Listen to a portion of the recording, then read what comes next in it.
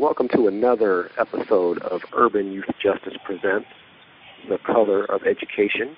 I'm your host, Ernest Saadiq Morris. Today our special guest is Jose Vilson, a New York City public school teacher, education activist, a recent TED Talk speaker, and a popular education blogger that courageously speaks out about the obstacles to quality public education facing students and teachers. Thanks for joining me, Jose.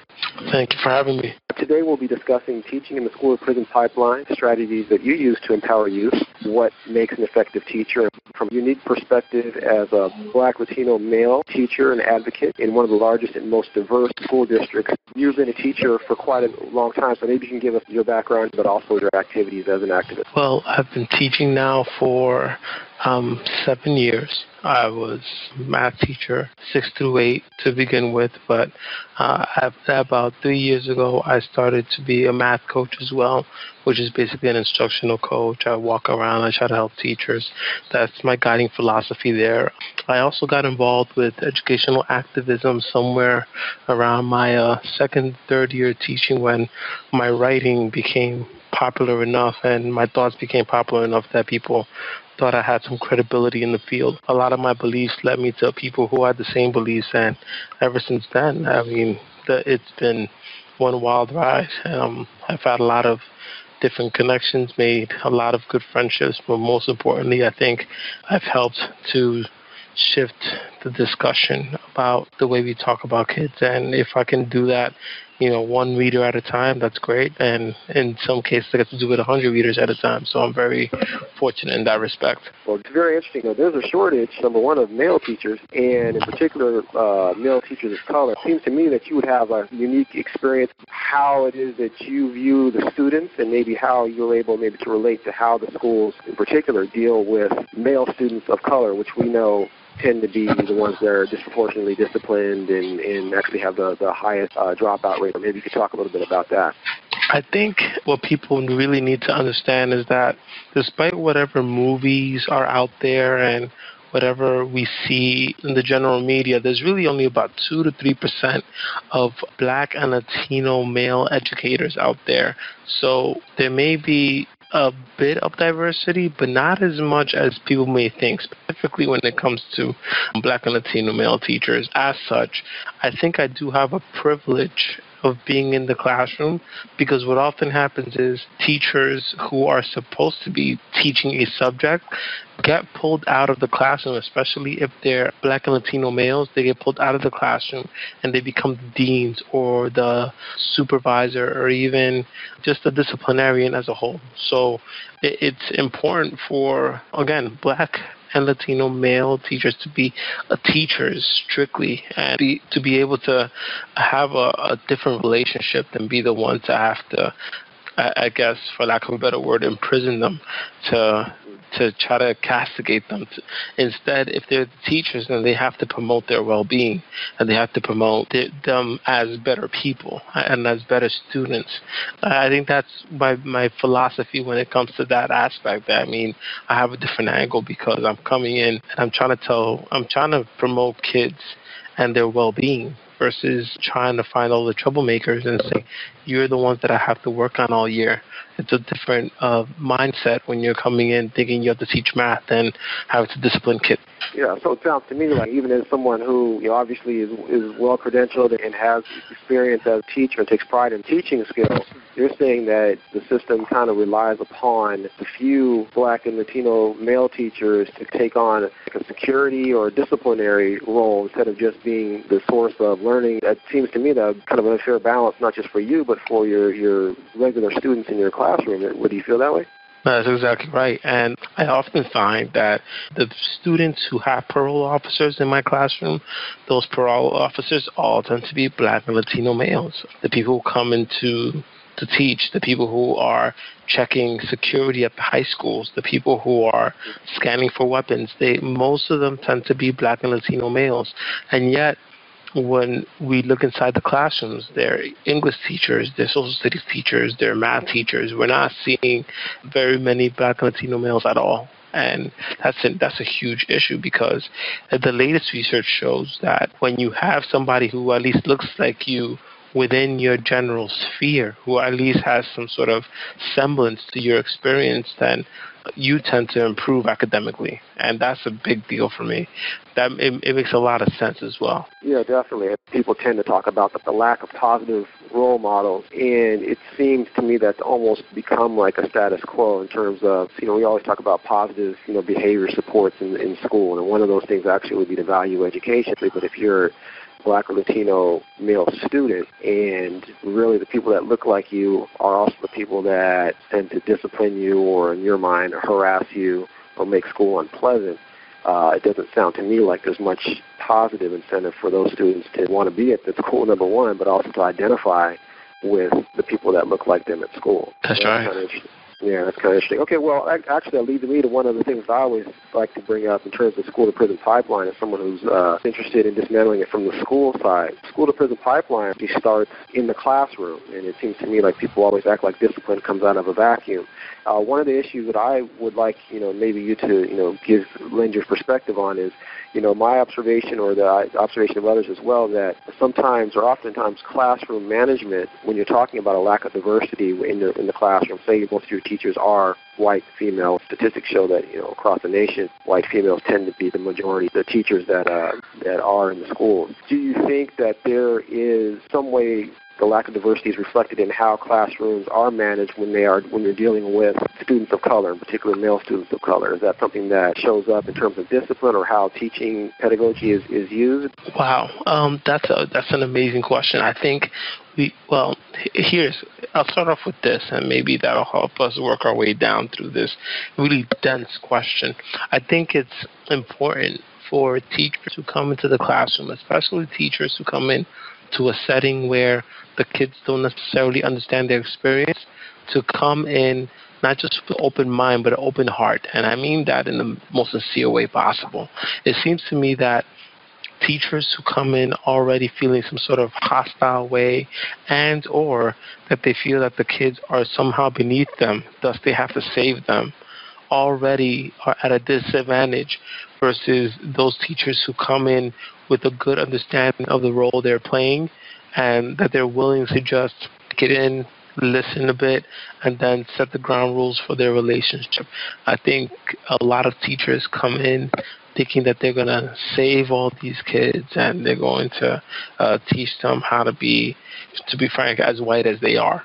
And, and that's not the way that's not the way we're going to get anywhere. So what often happens is that the kids who don't make it into the white as they are category get castigated, and again they pushed to the fringes. They get thrown out of class, and they get told that they're not worth anything, and thus they're just going to go to prison and or flip burgers and or fill my gas tank. And it sets a tone that says we have kids who are desirable and those who don't. If they're passive, if they're willing to just think inside my box, then they're good.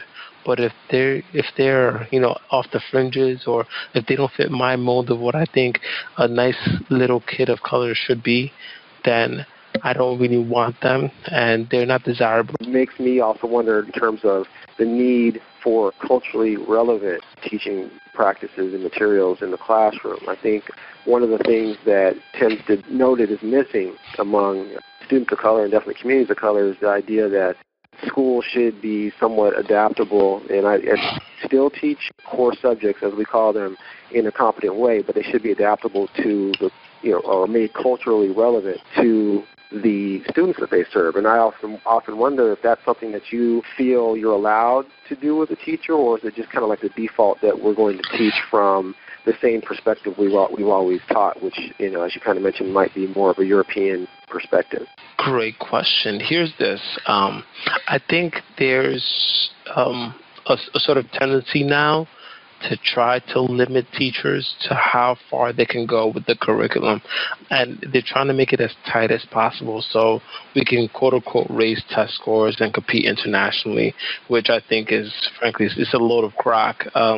If only because we don't really address the external matters like, poverty and particularly child poverty where we're just sorely lacking, and of course it's affecting our most in-need children. But that's beside the point. Lisa Delpit, as you're probably aware, wrote the book Other People's Children, and that seems to be trending a lot lately because that sort of mentality is coming back where, at the very least, teachers who are in that setting with kids of color ought to teach kids how to work in a culture that is not necessarily there. At least be able to arm them with the tools of the language. And that is to say, we're not just going to teach them skills. Like, we're not going to just teach them how to multiply and how to divide, and that's it. Like, give them the 4 basic operations, because that in and of itself is jail pedagogy, in the sense that, you're only good enough to read, write, and do arithmetic on a very basic level versus being able to compete with everybody else. What we're trying to say is this is how you code switch. This is how you work with others. This is how the world works. And it may be different from your culture, but we're going to explain it to you in the clearest terms possible. And you could keep your culture, but you also need to be able to work in this culture, because that's the way that you're going to survive. And I think that's the first step in really making, a revolutionary sort of pedagogy, in the sense that we need to be able to understand, or should I say, we should be able to understand the master's tools. We're not going to use them, but at the very least, understand how they work, and then go from there.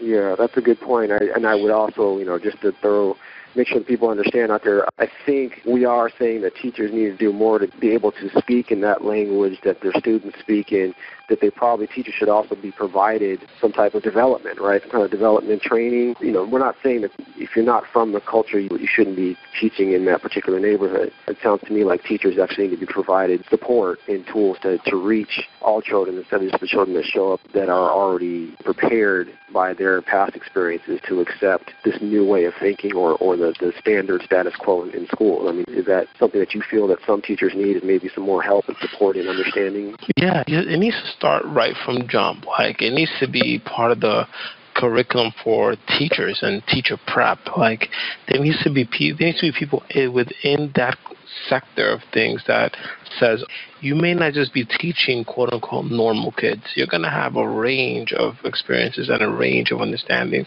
and a range of intelligences that work to different effect. And any combination of things can get you a kid who works very well in your system and a kid who doesn't work as well in your system. And if you can get 95% of your kids, you are doing an excellent job. Even if you're getting if you're reaching 75% of those kids, great. But if you're only reaching a few of them, at least on some sort of level, then we need to rework everything. And here's how. Let's start off with, cultural relevance. Like, what does it mean for them? Let's start off with actually trying to, heighten up the standards, the expectation for them. Westmore, in his book, The Other Westmore, discusses how the jailed Westmore actually said that it wasn't so much that there was a culture of poverty, but a culture of lower expectations. Having people who don't think that they can do more than they have already been set out to do, according to whoever. And I understand that there's this system that we have currently, there's going to be winners and losers, but it's not even close to equitable at this point. Right. Okay, that kind of leads me to a subject that I know that you've dealt with but are continuing to deal with as a teacher, that kind of idea that there's a value that students have from the time that they enter the school. You were saying before, there shouldn't be the idea that you're here as a teacher to save these poor students of color and teach them how to conform to the right way of doing things. And not from the learning. We're talking about the cultural stuff and also in terms of their past experience. Like you said, some of these kids are coming from high poverty. There's social needs there as well. But when we talk about the valuation of the student, one of the things that kind of leads into, obviously, is the the education reform movement that ties the valuation of teachers to the performance of students on high-stakes testing. The score by a student on a high-stakes test actually equals their value, which seems to remove all of the social history behind that student and personalizes who that student is. The student is either a success or a failure. And is that something that you've already dealt with, or something something that you see? What kind of pressures do you feel that puts upon you as a teacher who's trying to teach all students, and how does that affect maybe some of the choices that teachers have to make? It's affected me a lot, and I've had to do a lot of negotiating when it comes to actually trying to teach all 30 students or all 27 students at the same time. I mean, it's one thing if I had a ton of time to work with and all the kids always came to school having had breakfast, having had a good night's rest, having had less issues or less arguments with their parents, or that they've already been settled and they did their homework at home and everybody expects them to do very well, and that those sorts of things matter, and people really need to take that into account. And also, I think just to maybe add a little tip for people, when my energy is one way, then that's going to reflect how the rest of the class goes. If I project this one sort of energy, then the class is not going to go very well. But if I project a sort of more positive and, I guess, firm sort of energy, then the class tends to go a little bit better. These are these little nuances that people don't think about. It's not just about, I guess, curriculum and standards. It's also about the energies that we bring into the classroom. And I know we've gone into that at length in this interview, which I think is critical. So if we just keep ourselves, I guess, grounded in the work, we can only do as much as we can. I mean, 30 students is quite a lot. And all things considered, we don't have all the power that we possibly can to affect every child that we possibly want to. Now, that actually is another good transition. 30 students or more, let's say, in a class, and someone who's, like you say, kind of like a balancing act on how much you're going to be able to give, bring students up as much as possible in the limited time that you have. What role do you think discipline acts as maybe a crutch for, or temptation for teachers? Because we are talking within the framework of the school-to-prison pipeline. Do you think that discipline somehow can become almost maybe an easier way to discipline their way to a manageable classroom, whether that's either size or just getting rid of certain students that are struggling? You're absolutely correct in that. I think discipline is often, for me, the sort of indicator or the prep work that goes into teaching some kids that school is the way they're going to prepare for prison, in the sense that this is the way you're going to sit, this is the way you're going to stand, and don't go against these rules. These are all the rules that you can't break, and if you don't conform to this, then we're going to keep punishing you until, well, something happens. And I guess the one deal in school is that if once they broke enough rules, then they either get transferred to another school or they just completely drop out. In prison, it doesn't quite work out that way. It's either they transfer them to a different prison or they put them in solitary confinement, which it's a whole nother mess there. And I think a lot of people's mentality, again, a lot of teachers do believe that if you keep kids within their seats and one by one and you don't let them interact or, be human, then that's all right, because that makes the job so much easier.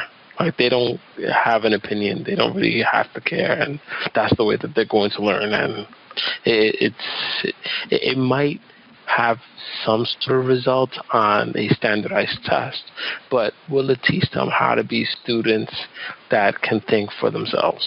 And that's a question that we have to keep asking teachers across the country. Yeah, definitely. And you are eloquent, and I just wanted to follow that up just because, you're probably aware that just generally in many of the school districts across the country, there are disproportionate placement of Black and Latino students, particularly males, and in basically segregating them by either placing them in alternative programs, alternative schools, even special education. I was wondering if that's something you think kind of fits within that whole idea of maybe managing behavior. This is not necessarily an education decision in the best interest of the student.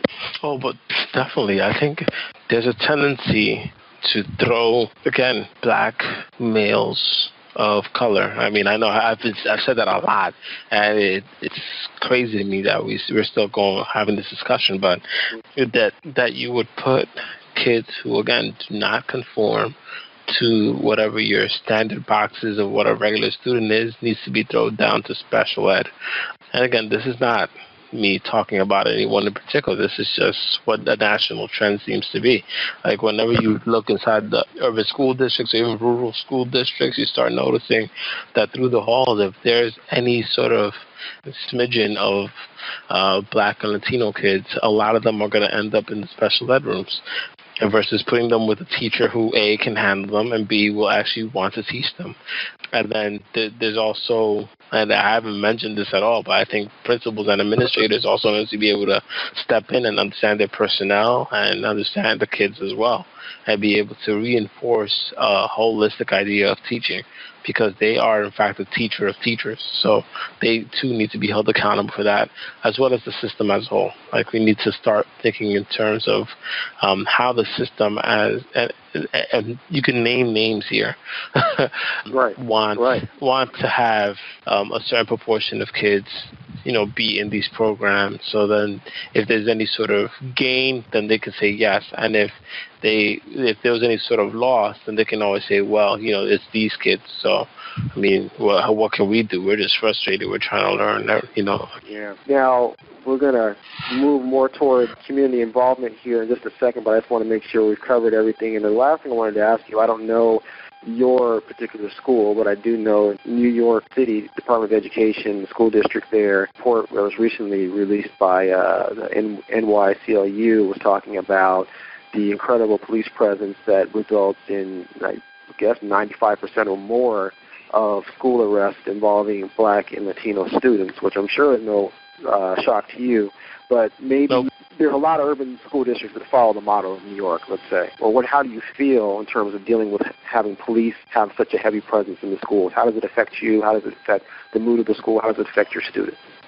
It depends a lot on who the police officers are. I mean, as a general policy, I'm not a fan of having police officers roam the halls of schools where children are learning, because if that was happening in richer or more upper-class schools, if it was happening in every single school in America and not just the urban ones, I guess the irony is the mass shootings don't happen in the poor schools. They're happening in the middle-class, upper-class schools where people say it's a freak accident. But and yet they won't put too many cops in there, but they'll put tons of cops in places where they think that the people are prone to violence, as always, and it's expected of them. But anyway, in general, I don't see a problem with having security guards of some nature, only because we do have a couple of elements like that often kind of infiltrate the school. And for some people, it makes them feel safer, so that's fair. But when those police officers go from working with the community to working against the community, then that becomes an issue. And oftentimes there are schools where the police officer or the security guard just wants to mess around with the child or trying to play with them to the point where they don't want to come back to the school, just because they don't like them, or they don't like their appearance, they don't like how they feel, they abuse their authority.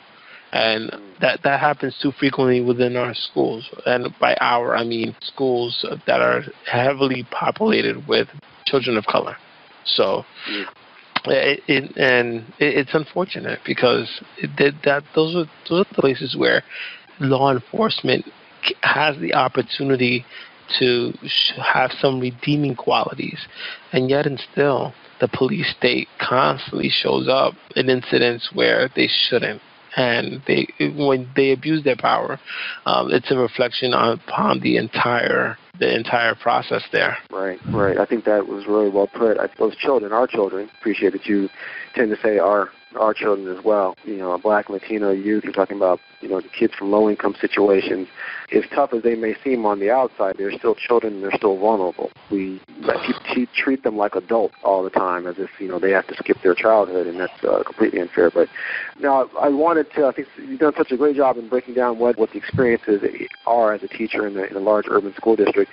I wanted to give you a chance to maybe turn it around and give those of us out there who might not be teachers, who might just be concerned community members, might be parents, might be activists, lawyers, whatever. What do you need in terms of you to accomplish your goal of teaching as many students as possible well, and not have to deal with being pulled out of your classroom, or whatever the obstacles are for you to reach these students? What type of community involvement might help improve the situation for you and for all those teachers and students out there that just want to go to school and have a good educational experience for everyone involved? What kind of things, what kind of help or support can we give you practically as this new school year is about to start? Wow. Well, I think I mentioned this earlier, but frankly, it's very few and very great elements. Number one, make sure your child has already come fed. And I mean that they've had dinner the night before, that they had breakfast the morning of, and then make sure that they actually go into school at peace of some nature. And, try to make sure that that element is there, that vibe is there.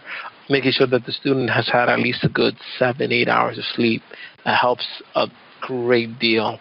And I guess these are more spiritual things. You'll notice that I'm into that, because you have to create what my fiance calls a low effective environment. Like, I guess in a sense, try to make sure that when students come into the classroom that their energies are correct.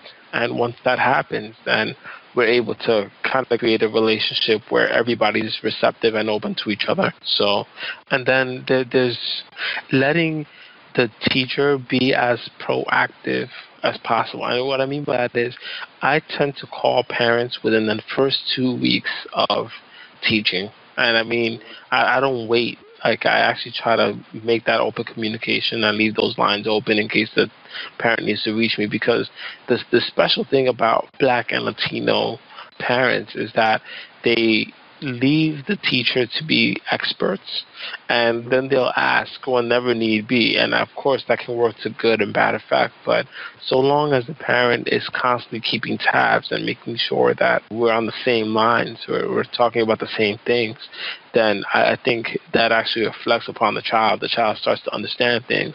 And even if they're not necessarily working at 100%, at the very least, they can give us a little something where we can work with. And I think those are the children that I've always cherished, the ones who may not necessarily have all the smarts, but they try their absolute best, and you can kind of tell where they're coming from. And you could tell that from the parents more than anything else. That was excellent. Well, thank you. I know that probably really busy trying to get prepared for the new school year, and I'm glad that you took the time with us today to give us a perspective on what it is like to be a teacher in the urban school district and to be a successful teacher, because I want to say that I've followed you for a couple of years now, and regardless of what people might choose to value teachers and break that down to just test scores, it's more about what that teacher is bringing to the classroom every day and actually caring. And I know that you really do care about making sure that students are able to learn and they believe that they can learn. I appreciate you for that. Give our listeners your website or any other way that they can contact you if they want to follow up on your work in the schools, or just reach out to you if they have some questions.